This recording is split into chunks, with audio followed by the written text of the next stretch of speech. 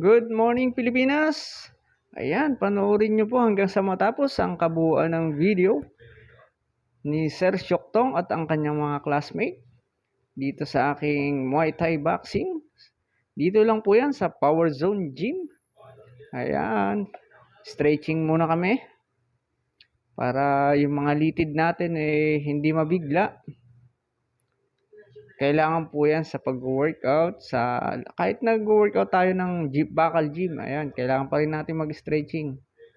Ayan, yung stretching po natin, umpisa sa liig hanggang sa binti po yan. Para kondisyon yung buong katawan natin.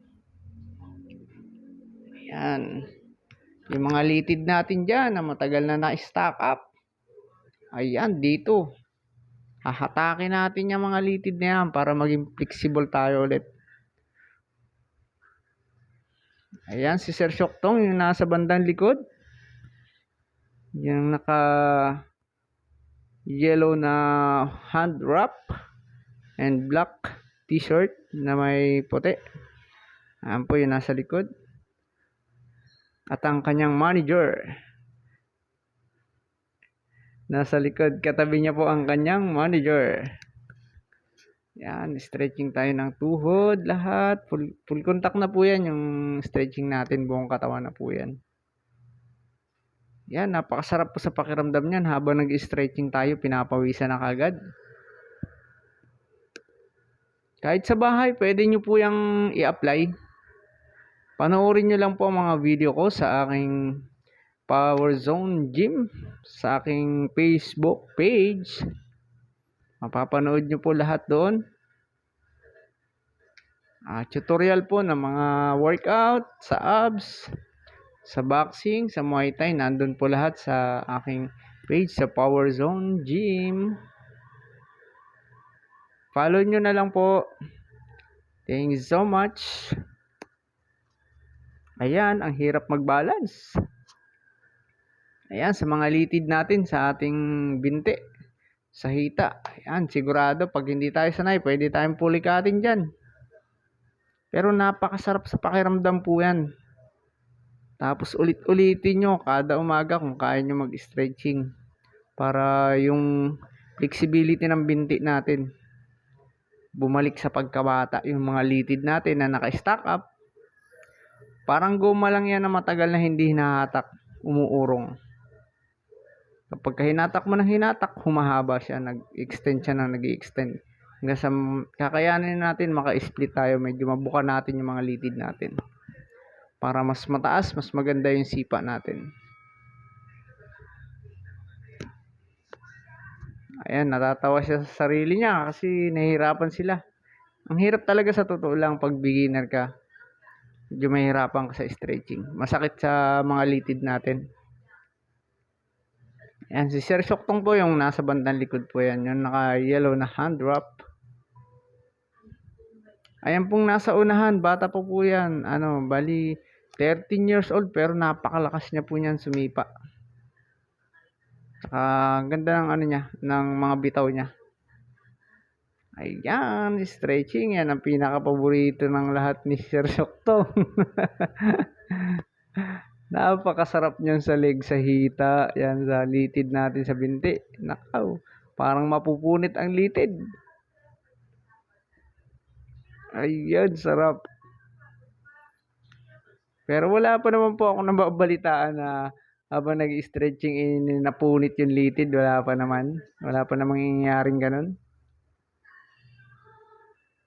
Kahit ako dati, pag inaapakan, pakiramdam ko mapupunit, umiinit yung mga litid ko, pero wala pa naman, hindi naman nangyaring ganun. Ayan si Sir Syoktong, naramdaman niya. umiinit talaga yung litid mo dyan, yung mga dyan sa, ano ba tawag dyan? Sa may tuhod niya, sa ilalim ng tuhod, yung litid dyan. Nahahata kasi yan Ayan, yan, dyan siya. Sarap niyan.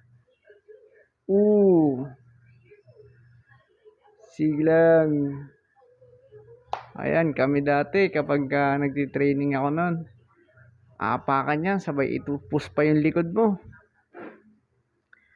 Ayan, ganyan na ganyan. Ayan, ipupush niya yung likod. Kaya lang medyo matigas talaga yung litid dahil first timer. Sarap. Ayan, wow, sarap. Stretching ng likod natin. Sa balakang natin. Kailangan matwist natin maigi. Sarap. Ayan, dapat na idadapa natin yung katawan natin dyan. Wala pa pala akong video ng stretching ko niyan. Naidadapa ko po yan. Yung buong katawan natin na ilalapat natin. Maayos yung likod natin. Ayan, sarap. Wow, stretching ng balakang natin, ng likod natin. Sarap. Ayan na, ayan ang pinaka the best. Para sa ating litid, sa tuhod, sa hita. Ayan, sa hita, sa may bandang singit natin. Pag inapakan yung tuhod na yan, sigurado, maramdam mo talaga yung sarap. Ayan na. Isa pa. Ayan, sarap. Tapos, ididiin mo ng todo. Ayan, talagang papawisan ka ng todo yan. Stretching pa lang po yan. Para maging flexible tayo. Ayan, sarap niyan. Ayan, yan. Diin mo. Ayan, sarap. Parang napunit yung litid. Ayan, sa mga gustong itry yan, punta lang po kayo dito sa Power Zone Gym. Ayan, medyo relax na yan. Pa-relax na sila dyan. Hindi na siya ganun kahirap. Ayan, kung napansin nyo, ang dami naming stretching halos buong katawan natin.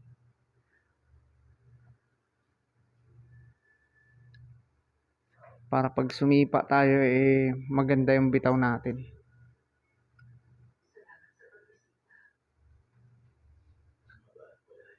Ayan, si Sir Syoktong yung nasa bandang likod. Ang kanyang mga kaklase. Diyan pa lang po, solve ka na. Stretching pa lang, papawisan ka na talaga ng todo. Bale, first round namin stretching. Second round natin is cardio. Magka-cardio tayo. Ayan, patitibayin natin. Stamina natin.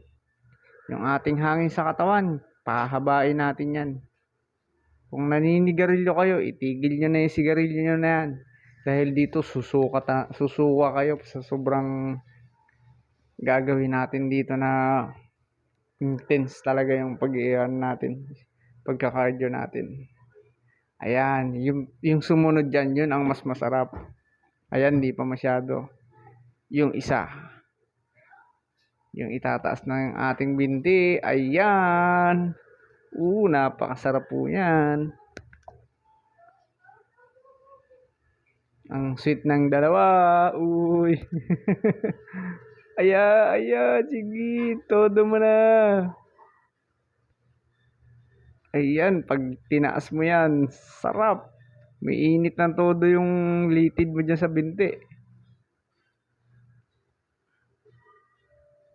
Ang sweet ng dalawa. Ayan po si Sir Syoktong at ang kanyang manager. Sarap. Pagbitaw na yon, pagbitaw ng binti, para kang sasama. Para kang susubsub. Yun ang pakiramdam kapag in-stretching ng ganun. Ang bigat. Ang galing. Kayang-kaya ng manager ni Sir Syoktong.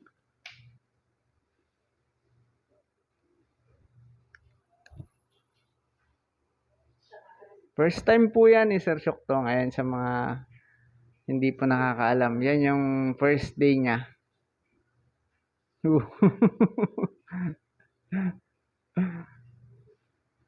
Napakahirap po niyan, yung ganong stretching. Ayan, medyo okay pa yan. Relax pa po yan.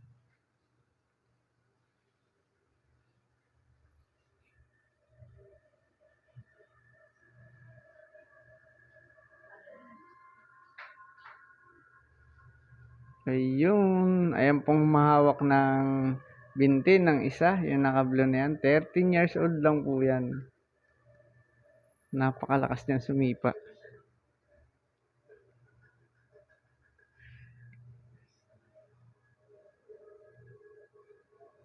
Ayan.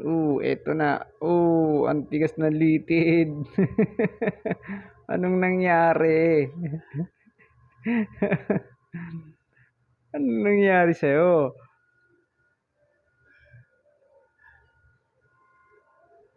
Grabe. Pinahirapan ng husto si Sir. Ayan po. Thank you so much po dyan kay Sir Fred. Siya po ang ating editor, photographer, professional editor at photographer po yan. Ayan na. Ayan po yung cardio na ginawa natin. Ayan, medyo nakakapanglambot ng tuhod at nakakaubos ng hangin. Ayan, sa mga beginner, pwede tayong sumuka dyan. Kaya pwede natin sabihin kaagad kapag nahihilo na tayo. Kasi kayo ang nakakaramdam kung kaya pa ng katawan o hindi na. Kung nauubusan ka na ng hangin, ayan. Si Sir Shoktong, bumigay ang tuhod. Normal po yan, nangyayari po yan. Nanginginig po yung tuhod natin. Hindi mo mapipigilan yan. Pag lumuhod ka, luluhod ka talaga. Pero kapag ka nasanay ka naman dyan, napakasarap sa pakiramdam. Ayan. Ayan, isa pa yan. Sarap sa tuhod.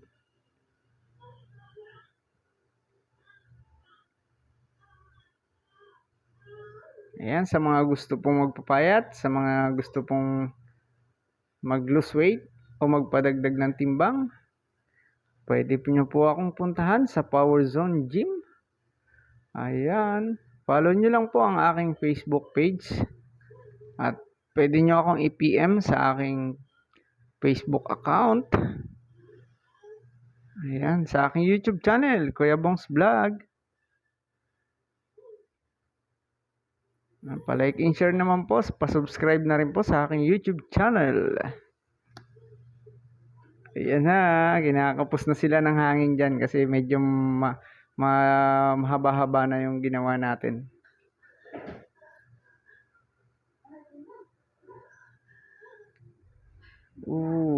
Go!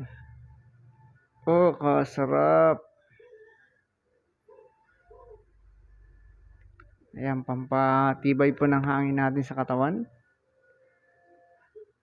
Go! Ayan, thank you so much po sa panonood. Pa-like and share naman po. God bless po. Magandang umaga. Bye-bye.